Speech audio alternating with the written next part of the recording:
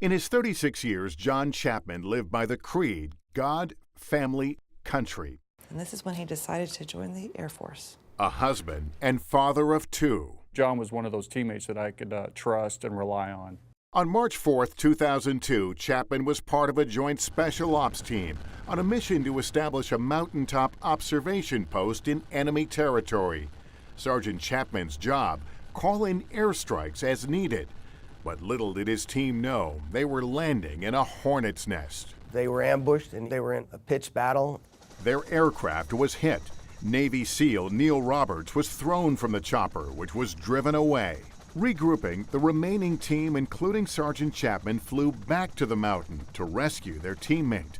Chapman charged uphill through deep snow, attacking not one but two enemy bunkers, killing a pair of fighters before he was cut down by enemy fire. It's not a surprise that John Chapman was leading a charge with a single-minded purpose of closing with and defeating the enemy to try to rescue his comrade. Valerie Nessel, Chapman's wife, was at home. What do you remember about that day in March? Put the girls to bed about 8:30, 8:45, and someone rang my doorbell. I looked outside and, there was three men, Chaplain and two dressed in blues. I remember her asking me, please tell me that he's just hurt. I told her, I said that John gave himself courageously, saving others in battle. But what no one knew at the time was just how courageous Chapman was. His team, driven off the mountain by heavy fire, unable to retrieve Chapman, who they believe was dead.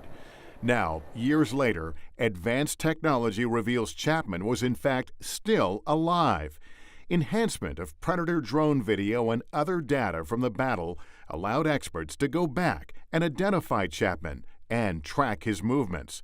The wounded airman killing two more enemy fighters and firing to defend another U.S. chopper carrying reinforcements, including Major Gabriel Brown.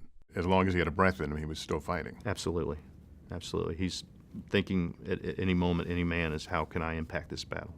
But before the team could come to his rescue, this time Chapman was fatally wounded. I knew he would sacrifice himself for the better of the team. We learned that he was left with the thought that he was dead, and he was alive and continued to fight.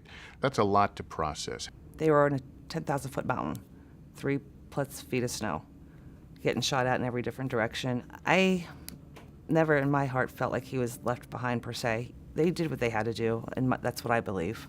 7 Americans died that day, and now, from the fog of war, emerges the crystal clarity of duty and honor.